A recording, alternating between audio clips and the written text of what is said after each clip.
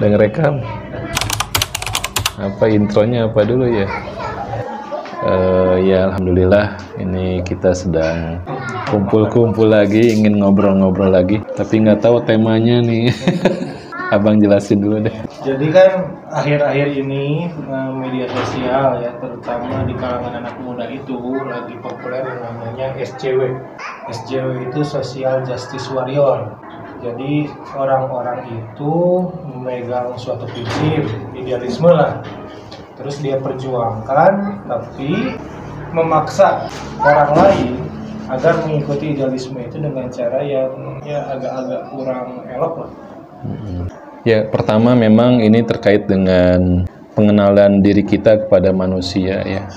Bahwa manusia ini makhluk yang berbeda dengan yang lain karena manusia dibekali akal. Justru disinilah peranan panduan agama itu ya, membuat manusia itu sadar posisinya dan batasan-batasannya. Memang manusia harus punya idealisme karena disitulah dia akan punya kemampuan untuk berjuang. Ada yang diperjuangkan itu dia punya kehidupan yang sebenarnya gitu. Nah, kalau dia kehilangan idealisme, dia bingung gitu pada level tertentu yang dia sudah punya segalanya gitu. Mau ngapain lagi coba? Gitu. Nggak ada yang diperjuangkan. Nggak ada yang diperjuangkan gitu. Nah, berarti para SJW ini saat mengangkat suatu isu untuk dia perjuangkan, berarti dia sebenarnya tidak memahami gitu ya apa sebenarnya masih perjuangkan. Kalau kita kan udah paham ya, yang harus kita perjuangkan Islam utuh gitu kan, mencakup segala hal mulai dari politik, perdagangan segala macam. Jadi sekarang kita kerucut ke SJW LGBTQ. Gimana itu? Agak keras juga mereka. LGBTQ apa Q-nya? Abang nggak tahu sampai sekarang. Pokoknya udah ada tambahan lagi genre-nya. Ya, di sini mungkin bersyukurnya kita ya dikasih sensitivitas ya untuk memandang sesuatu itu dengan clear ya, dengan jelas, dengan bersih. Karena manusia itu selain diberikan akal yang dia bisa ya memakainya untuk berkembang, mengkritisi, membangun gitu ya. Tapi juga manusia diberikan fitrah, ingin keteraturan gitu ya. Itu fitrah yang sebetulnya perlu dijaga gitu. Ya secara logika Allah sudah menciptakan semuanya itu azwajan ya, berpasang-pasangan dengan gender yang jelas, male or female gitu ya. Udah jelas gitu ya. Binatang aja tahu mana yang harus dimasuki, mana yang menjadi ininya ya. Ya logika sederhana lah gitu. Masa manusia mau ya lebih rendah dari binatang? Dan memang ya shadaqallah ya, maha benar Allah gitu. Kalau manusia yang tidak mau ikut panduan Allah itu memang akan lebih rendah daripada binatang.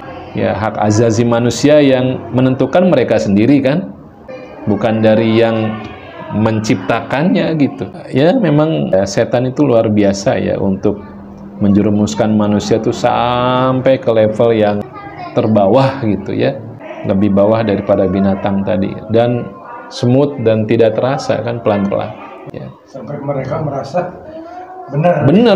Iya benar. Itu kan yang disebut sumun bukmun umyun ya.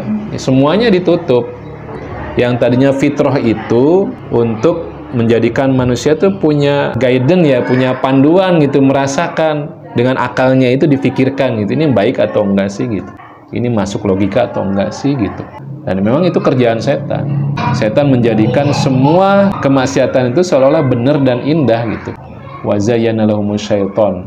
Indah itu kan sesuatu dihias-hias gitu. Jadi kelihatannya indah gitu. Kalau menghadapi orang seperti itu, bagaimana cara mendakwahkannya? Dakwah itu kan sebuah metode ya. Metode bagaimana menyampaikan suatu nilai supaya nyampe. Supaya nyampe itu kan banyak faktor ya. Ya, kita harus bisa mengenali karakter orangnya yang menjadi tujuan supaya nilai itu nyampe. Karakternya, budayanya gitu ya. Sehingga kalau kita temukan bagaimana Rasulullah SAW itu mendakwahi, menyampaikan nilai itu variatif. Ada yang diajak gelut ya, secara fisik diajak gitu ya, berlomba, atau juga adu gulat, adu lari gitu kan. Ada juga yang disentuh sisi sayangnya si orang itu kepada keluarganya. Nah, sentuhan-sentuhan itu yang sebetulnya harus kita pelajari, karena sifat manusia itu kalau dinasihati atau diperintah ya, itu pasti akan nolak.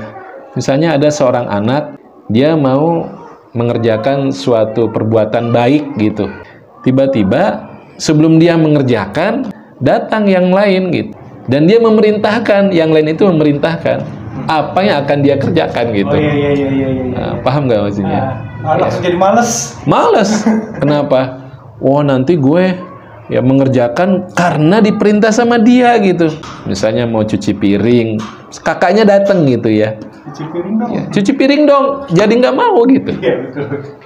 Nah, itu kan metode ya, itu anak kecil dan sampai kita juga sama. Kalau diperintah tuh kayaknya males gitu ya. Nah, indahnya Islam yang namanya untuk mendeliver sebuah nilai itu, yang disampaikan pertama kali itu sebagai basyiron. Basyiron itu ngasih kabar gembira.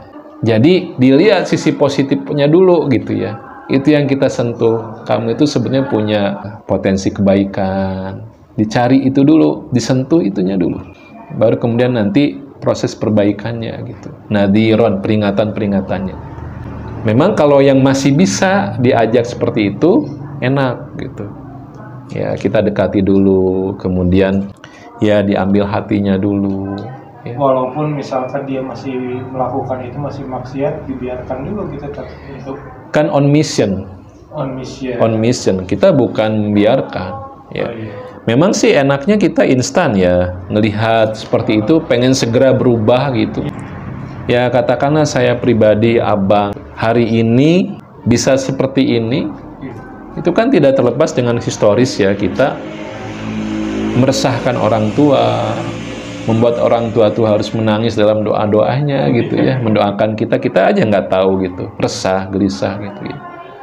Nah ternyata kan proses waktu itu yang membuat kita dengan ya dibantu doa-doa orang-orang yang mencintai kita gitu ya, dengan ketulusan mereka ya, sampai pada kita hari ini ya, alhamdulillah ya, semoga Allah jaga ya selanjutnya gitu.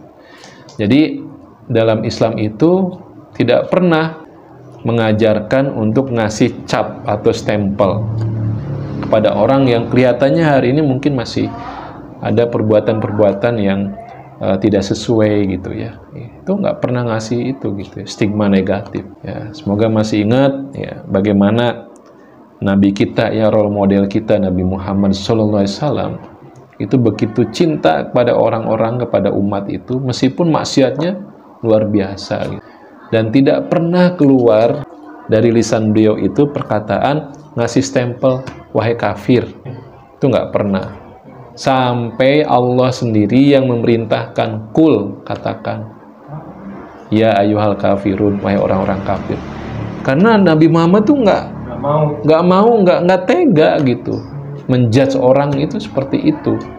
Bayangkan di Taif kan, itu dilempari batu beliau sampai berdarah-darah, mendakwahi dengan cara yang baik, tetap nggak diterima, dilempari batu ya, berdarah-darah, sampai malaikat Jibril kan ya menawarkan, ya Muhammad kalau kamu mau aku timpakan itu gunung itu kepada mereka yang sudah kurang ajar kepada Nabi ya, utusan Allah gitu ya. Ya tapi kan tidak berdoa ya, siapa tahu nanti generasi selanjutnya setelah mereka belum paham ya, siapa tahu ada yang mau ngikut beriman gitu. Nah kan masalahnya itu akan terasa bagaimana isi hati itu saat menasehati, saat mengingatkan tuh akan terasa. Ini beneran nggak gitu cinta saya, kepengen saya berubah baik nggak? Atau memang judgment aja gitu. Nah, jadi sabar dalam menyampaikan sebuah nilai itu memang ada bayaran-bayaran.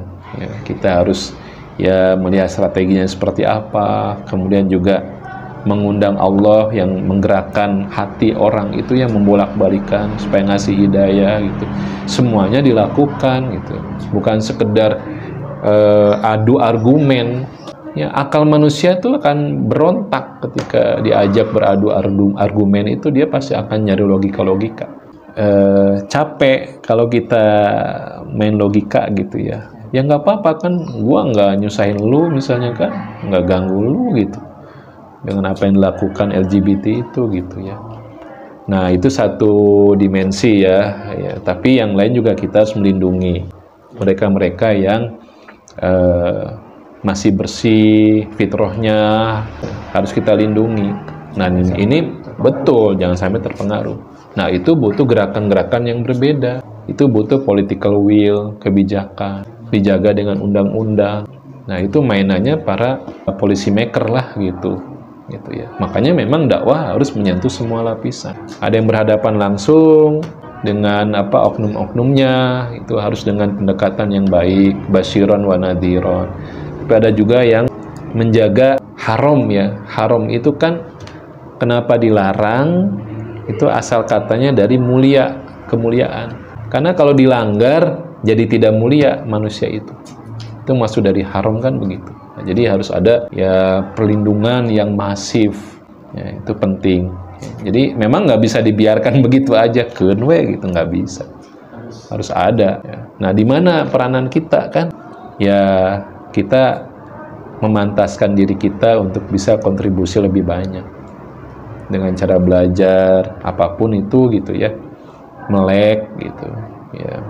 Karena yang namanya kegelapan itu kan luar biasa sabarnya, luar biasa juga sungguh-sungguhnya, begadang juga, pasti mikirin cara-caranya, triknya kan gitu.